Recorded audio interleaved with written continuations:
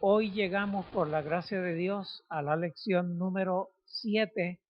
Vamos a estudiar el capítulo 8 del libro de Apocalipsis y hemos titulado la lección El séptimo sello y las primeras 4 trompetas. Van a notar cuando estemos estudiando el tema, van a notar por qué se llama así. Simplemente en el capítulo 8 del Apocalipsis se cubre el séptimo sello y las primeras 4 trompetas. El capítulo 8 es un capítulo corto que tiene solamente 13 versículos, pero es muy importante. Anticipamos que el estudio de este capítulo 8 del Apocalipsis será de mucha bendición para todos los que nos envolvemos en este estudio. Cuando estudiamos el capítulo 6, hace 2 reuniones atrás, vimos lo que pasó o pasará a medida que Jesús vaya abriendo cada uno de los primeros 6 sellos con los cuales estaba sellado el libro que tenía el Padre en su mano y que solo Jesús podía tomar y abrir. En el capítulo 6 se abrieron los primeros 6 sellos. El séptimo sello no se incluyó en el capítulo 6, tampoco se incluyó en el capítulo 7. El séptimo sello aparece en el capítulo 8. Lo que significa que antes de que podamos entender el séptimo sello, necesitábamos entender lo del capítulo 7, que eran los 144,000 y la gran multitud. Ya eso lo estudiamos, por lo tanto, hoy vamos a entrar al capítulo 8 y vamos a cubrir, en primer lugar, el séptimo sello. En segundo lugar, vamos a ver una introducción a las 7 trompetas. Luego vamos a estudiar la primera trompeta, la segunda trompeta, la tercera trompeta, la cuarta trompeta y finalmente vamos a estudiar, vamos a tener un anticipo al toque de las últimas 3 trompetas que no están en el capítulo 8, está más adelante en el libro de Apocalipsis. Vamos inmediatamente al séptimo sello y vamos a estudiar el primer versículo del capítulo 8. Vamos a leer Apocalipsis capítulo 8, versículo 1, que dice así. Cuando el Cordero abrió el séptimo sello, hubo un silencio en el cielo de casi media hora. Vamos a contestar una pregunta con ese versículo. ¿Qué ocurrió cuando Jesús abrió el séptimo sello? Y la respuesta sería que hubo un silencio en el cielo, de casi media hora. Hubo un silencio en el cielo de casi media hora. Media hora literalmente son 30 minutos. Lo que está diciendo aquí, lo que aparentemente está diciendo aquí, es que cuando Jesús abre el séptimo sello, en el cielo hay silencio por media hora. Pero nosotros necesitamos mirar esto desde otro ángulo. ¿Cuándo es que se hace silencio? Se hace silencio para que se pueda escuchar, como dice Job en el capítulo 33, versículo 31, Eliú le dice a Job, escucha Job y óyeme, guarda silencio mientras hablo. Así que se hace silencio cuando hay otra persona que va a hablar o que está hablando. Hay silencio cuando se calla, cuando la gente que está presente se calla. Y en el Salmo 39:2 dice, enmudecí, guardé silencio y me callé.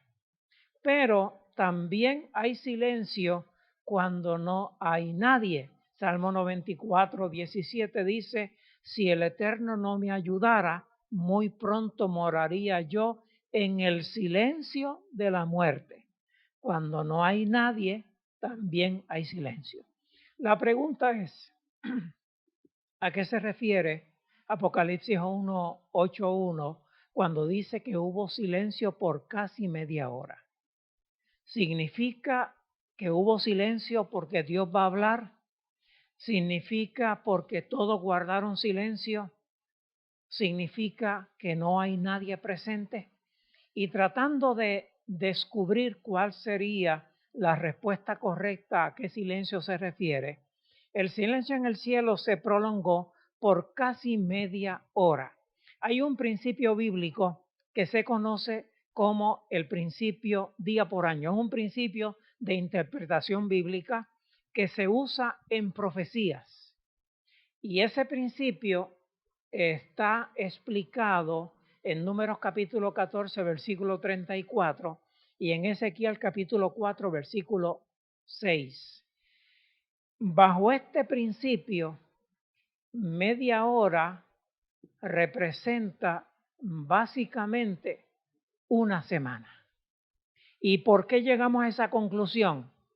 Si en la profecía bíblica un día representa un año, es lo mismo que decir que 24 horas representa un año, pero el año hebreo es año de meses lunares, es un año de 360 días, por lo tanto es lo mismo que decir que 24 horas representa 360 días. Y ahora queremos saber qué representa media hora. Media hora sería la mitad de una hora, 0.5 horas. Y cuando multiplicamos 0.5 por 24, y eso, déjenme corregirlo, cuando 360 días que tiene el año lo dividimos en 24 horas que tiene el día, y a eso lo multiplicamos por media hora, que es 0.5, eso nos da 7.5. Si no entendieron esta operación sencilla matemática, no se preocupen. Lo importante es que si aplicamos el principio de día por año, entonces media hora representa aproximadamente 7 días. Eso significaría entonces que en el cielo habría silencio por 7 días. Ahora, para entender lo del silencio en el cielo por casi media hora, tenemos que recordar algo que Jesús dijo y que aparece en Mateo 24:31. Y dice de la siguiente manera: Cuando el Hijo del Hombre venga en su gloria y todos los santos ángeles con él. Bien, debemos recordar que Jesús dijo que cuando Él venga en su gloria, cuando Él regrese a esta tierra para buscar a su pueblo, todos los santos ángeles vienen con Él. Y si todos los santos ángeles vienen con Él, entonces significa que cuando Jesús venga a la tierra, el cielo se queda vacío de ángeles. Y si no hay ángeles en el cielo, entonces hay silencio en el cielo. Y lo de la media hora, que representa aproximadamente una semana, si todos los ángeles le acompañan, entonces el cielo está vacío de ángeles durante esa media hora profética, esos 7 días literales, lo que implica que el tiempo que demora Jesús en salir del cielo, venir a la tierra, juntar a los fieles y llevarnos con Él de vuelta al cielo, tomaría el equivalente a una semana de la tierra. Esa es la interpretación que más comúnmente se ha dado al silencio en el cielo, como por media hora. Y ahí se ubica todo. Es un corto tiempo. En el cielo los ángeles no están porque vinieron con Jesús a la tierra. Por lo tanto, en el cielo hay silencio. Hay silencio desde que los ángeles vinieron con Jesús y con el Padre a la tierra hasta que regresen con los redimidos. Y cuando regrese con los redimidos, en el cielo habrá, ¿saben qué cosa? Algarabía. ¿Por qué? Porque los redimidos, que tenemos la promesa de que Jesús nos va a llevar al cielo, vamos a estar felices de estar en el cielo. Y Jesús va a estar feliz cuando nos presente delante del trono de Dios, lo que estudiamos con la gran multitud en la lección pasada. Entonces, la La media hora de silencio en el cielo equivale a 7 días y es el tiempo que se demora Jesús y los ángeles y nuestro Padre Celestial en venir del cielo a la tierra, juntar a los escogidos y regresar al cielo. En otras palabras, el viaje al cielo tomaría ida y vuelta una semana. Para nosotros, media semana, 3 días y medio. ¿Qué vio Juan a continuación, después de lo que tiene que ver con la media hora de silencio en el cielo? ¿Qué vio Juan a continuación? Y eso lo contesta Apocalipsis 8:2. Y vi a los 7 ángeles que estaban ante Dios y le dieron 7 trompetas. Muy bien, ¿qué vio Juan a continuación? Vio a los 7 ángeles, que estaban ante Dios y les dieron 7 trompetas. Así que lo próximo que ve Juan, después que Juan es testigo del momento en que Jesús saca el séptimo sello, después de eso lo próximo que Juan ve son 7 ángeles y esos ángeles recibieron cada uno de ellos una trompeta y se les dio la trompeta para que las tocaran. Ahora, ¿qué significa el toque de esas trompetas? De eso vamos a hablar a lo largo de este tema, un poquito más adelante y a lo largo del próximo tema. Hoy cubriremos solamente los primeros 4 toques de trompeta. La pregunta número 3 se contesta en Apocalipsis capítulo 8, versículos 3 y 4, que dicen así.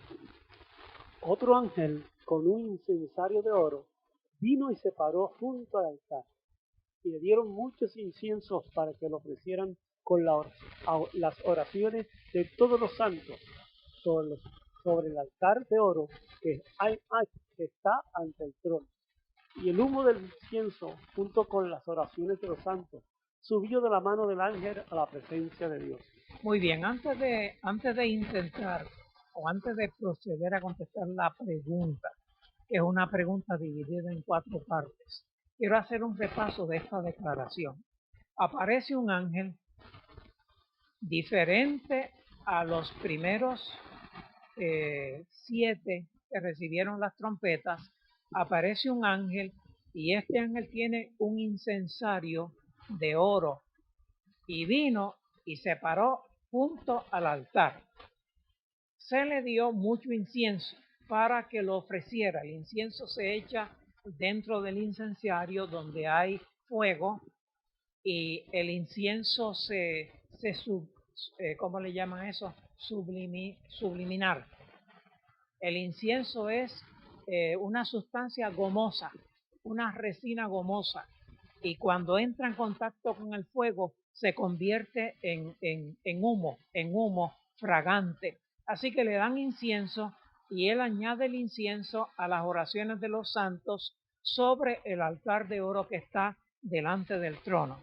Y dice que ese humo junto con las oraciones de los santos subió de la mano del ángel a la presencia de Dios. Con eso vamos ahora a la pregunta. La primera parte de la pregunta, la letra A sería: ¿qué hizo otro ángel que tenía un incensario de oro?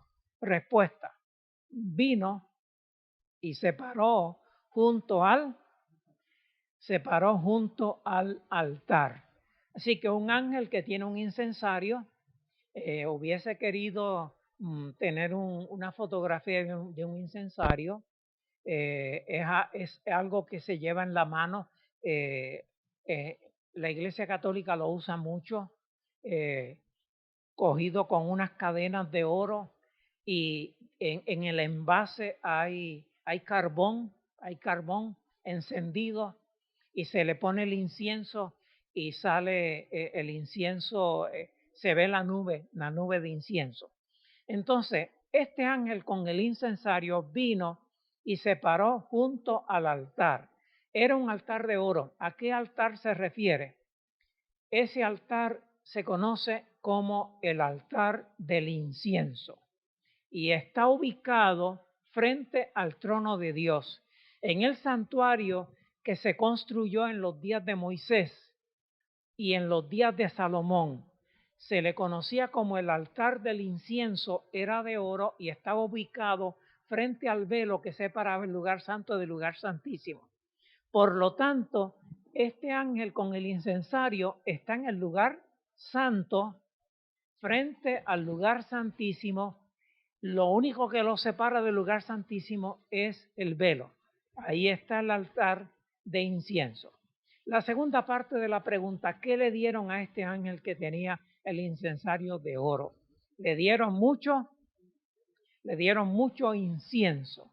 Y como había dicho, el incienso es una resina gomosa que se quemaba en el altar del incienso. Cuando el incienso arde, produce una nube y esa nube es aromática y es ascendiente. Es aromática y es ascendiente. Nosotros quizás no hemos visto mucho quemar incienso, pero hemos visto quemar otras cosas. Y el humo sube. Esa nube blanca de incienso subía cuando se iba quemando el incienso. ¿Con qué propósito se estaba quemando ese incienso? Para ofrecerlo con las oraciones de los santos sobre el altar de oro que está ante el trono. Entonces el incienso se añade a las oraciones de los santos y esto es bien importante y aquí me voy a detener para dar unas explicaciones importantes con relación a esa mezcla de incienso y oraciones de los santos. En primer lugar, vean que el incienso se añade a las oraciones de los santos. El incienso quemado, fragante, ascendiente, se añade a las oraciones de los santos. Eso implica que las oraciones de los santos ascienden aromatizadas a Dios y les resultan agradables. Deben saber que hay oraciones que le agradan a Dios y hay oraciones que no le agradan a Dios. Y voy a poner versículos que demuestran que hay oraciones que agradan a Dios y versículos que demuestran que hay oraciones que no agradan a Dios.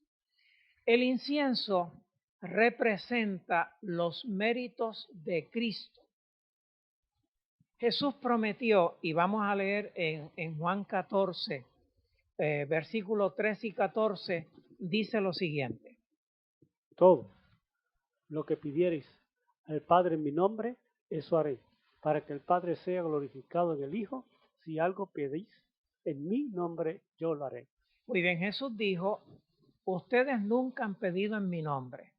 Antes de que Jesús dijera eso, la gente oraba a Dios y le decía a Dios, permite que pueda tener, que el vientre de mi esposa sea abierto y que pueda tener un hijo. Te lo pido. Y no decían nada más. Te doy gracias por anticipado. Pero cuando vino Jesús y dio esta declaración, de ahí en adelante los discípulos de Jesús aprendieron a orar terminando la oración con esta declaración. Te lo pido en el nombre de Jesús. ¿Por qué nosotros pedimos a Dios en el nombre de Jesús? Porque Jesús dijo, todo lo que pidáis en mi nombre, eso haré, para que el Padre sea glorificado en el Hijo. Si algo pedís en mi nombre, yo lo haré. El Señor está diciendo, si ustedes piden en mi nombre, les prometo que yo lo voy a hacer. Ahora, ¿qué galones tiene Jesús para lograr que el Padre me dé lo que yo le pida? ¿Qué galones tiene? ¿Qué méritos tiene? Tiene los méritos de una vida sin pecado. Por eso hablamos de la vida, de los méritos de Cristo, el que nunca pecó. Así que el que nunca pecó, el que murió por los pecadores para que los pecadores sean salvos, Él añade a nuestras oraciones la fragancia de su vida perfecta. Ese incienso representa los méritos de un Salvador perfecto, nuestro Señor Jesús. Les había dicho que no todas las oraciones agradan a Dios. Miren lo que dice Isaías 1:15.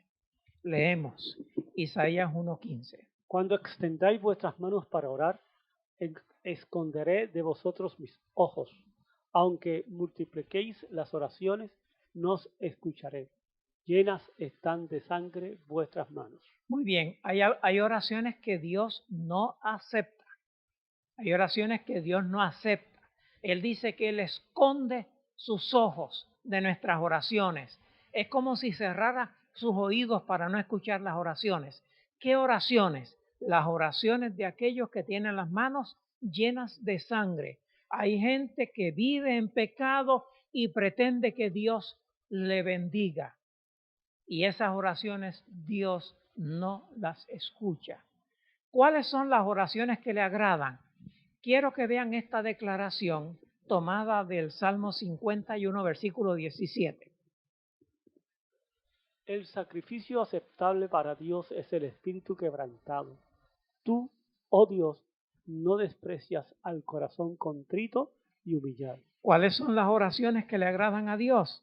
Las oraciones de aquellos que tienen su espíritu quebrantado, las oraciones de aquellos que tienen un corazón contrito y humillado. Los pecadores que reconocen que son pecadores y que le piden a Dios con corazón humillado perdón y cualquier otra petición que le hagan. Esas oraciones agradan a Dios. Esas oraciones ascienden al cielo envueltos en la nube de los méritos de Cristo. Cristo aboga en favor del humilde, el que se humilla, el que tiene un corazón contrito. El Señor aboga por esos. Hay oraciones que Dios acepta, hay oraciones que Dios no acepta. Vamos a la última parte de la pregunta número 3. ¿Cuál fue el resultado del ángel quemar incienso y mezclarla con las oraciones de los santos? El resultado fue, como resultado, el humo del incienso junto con las oraciones de los santos subió de la mano del ángel a la presencia de Dios. Así que el resultado fue que las oraciones de los santos ascienden a la presencia de Dios. Ahora, es importante que tengamos esto presente. Después del sexto sello, que estudiamos hace 2 lecciones atrás, en el sexto sello se produce la venida de Cristo. Los impíos ven al que está sentado en el trono y dicen, ¿quién podrá estar en pie delante de su venida? Así que el sexto sello tiene que ver con la segunda venida de Cristo, el séptimo sello tiene que ver con la venida de Cristo y nuestro traslado al cielo, pero ahora está hablando de añadir a las oraciones de los santos los méritos de Cristo que son recibidos en el cielo. ¿Qué significa esto? Significa que el tiempo de gracia no termina para los santos. El incienso, ¿a qué oraciones se añaden? A las oraciones de los santos. Las oraciones de los impíos, a esas no se añade el incienso. Es a las oraciones de los santos. Por lo tanto, el tiempo de gracia para los santos nunca termina. Cuando hablamos del tiempo de gracia, y hemos hablado de eso varias veces, el tiempo de gracia termina para los impíos, nunca para los santos. ¿Estamos claros? Sus oraciones son recibidas ante Dios por los méritos de Cristo, por consideración a Cristo, a quien ellos sirven y siguen fielmente. Vamos a la pregunta número 4 y la pregunta número 4 se contesta con Apocalipsis 8, versículos 5 y 6, que dicen así. El ángel tomó el incensario, lo llenó con fuego del altar y lo arrojó a la tierra. Y hubo truenos y voces, relámpagos y un terremoto. Y los 7 ángeles que tenían las 7 trompetas se dispusieron a tocarlas. Bien, este versículo, el ángel recibe incienso para añadirlo a las oraciones de los santos, las oraciones ascienden ante Dios y ahora, después de ese ejercicio de añadir incienso a las oraciones de los santos, el ángel toma el incensario, lo llena de fuego y lo arroja a la tierra. ¿Qué arroja a la tierra? El fuego. El fuego que echó en el incensario lo arrojó a tierra. Y cuando ese fuego cae a la tierra, ¿qué produce? Produce truenos, voces, relámpagos y un terremoto. Y dice el versículo 6, y los 7 ángeles que tenían las 7 copas se dispusieron a tocarlas. Entonces las 7 copas, no, las 7 trompetas. Las 7 trompetas comienzan a tocarse después que el ángel lanza a la tierra el fuego tomado del altar, y en la tierra se experimentan truenos, voces, relámpagos y terremotos. Vamos a contestar la pregunta. ¿Qué hizo el ángel luego con el incensario?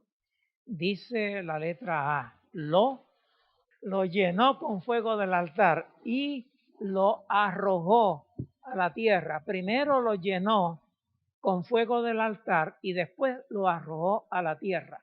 Eso fue lo que hizo el ángel. Vamos a la segunda parte de la pregunta. ¿Qué efectos produjo el arrojar a la tierra ese fuego sacado del altar? Y la respuesta sería, esto produjo truenos, voces, relámpagos y un terremoto. Y la tercera parte, bueno, antes de pasar a la tercera parte, quiero decir que estas señales, vamos a ver cuáles son las señales. Truenos, voces, relámpagos y terremotos. ¿Habíamos escuchado algo de eso antes? Claro que sí, habíamos escuchado de esto antes. Estas señales también se mencionan en el contexto de las 7 últimas plagas en Apocalipsis 16, 18, pero lo que habíamos escuchado es esto. Estas señales indican el fin del tiempo de gracia para la humanidad impenitente. Y eso lo dice en Apocalipsis 11, 19. Leemos. Entonces fue abierto el santuario de Dios que está en el cielo y quedó a la vista el arca de su pacto con su santuario. Y hubo relámpagos, voces y truenos y un terremoto y una fuerte granizada. Muy bien. El santuario es abierto en el cielo. Queda a la vista el arca del pacto, que es el trono de Dios. Y hubo, lo mismo que se leyó en Apocalipsis 8, 5 y 6, hubo relámpagos, voces, truenos y un terremoto. Lo único que añade aquí es que hubo una fuerte granizada. Esto implica, si el templo está abierto, es porque la intercesión ha terminado. Mientras el templo estaba cerrado, Jesús intercedía por nosotros. Cuando Jesús sale del santuario, el templo queda abierto, lo que significa que ya no hay intercesión. Ahora, ¿qué pasaría después? La letra C dice, luego que se produjeron el trueno, las voces, los relámpagos, el terremoto, luego los ángeles que tenían las 7 trompetas se dispusieron a tocarlas, Entonces, todo esto me lleva a concluir lo siguiente. Estamos hablando del fin del tiempo de gracia, del último momento de intercesión de Jesús en favor de los santos. Y como los demás cometieron el pecado imperdonable, Jesús no intercede por ellos. Estamos hablando del fin del tiempo de gracia. Los eventos asociados con las 7 trompetas tendrán lugar después que concluya el tiempo de gracia. Por si acaso alguno no entiende lo que es el tiempo de gracia. El tiempo de gracia es el tiempo de oportunidad que tienen los pecadores de reconocer sus pecados y de acudir a Dios por los méritos de Cristo para obtener el perdón de los pecados. El Señor, dice la Escritura en el libro de Isaías, buscad a Jehová mientras puede ser hallado. Llamadle en tanto que está cercano. Deje limpio su camino, el hombre inico sus pensamientos, y vuélvase a Jehová, el cual es amplio en perdonar y el cual tendrá misericordia de nosotros.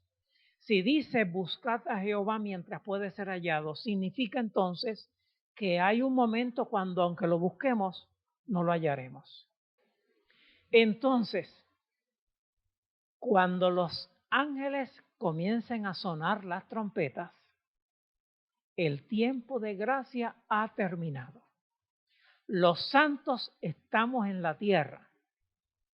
Los impíos de la los santos de la última generación y los impíos de la última generación estamos en la tierra.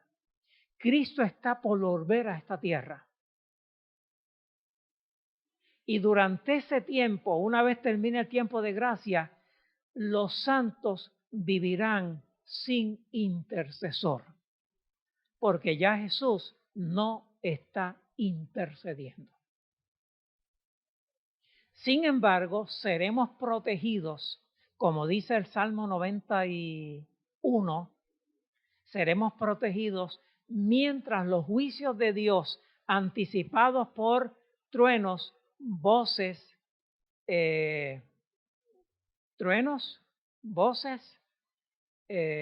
terremotos, relámpagos y terremotos.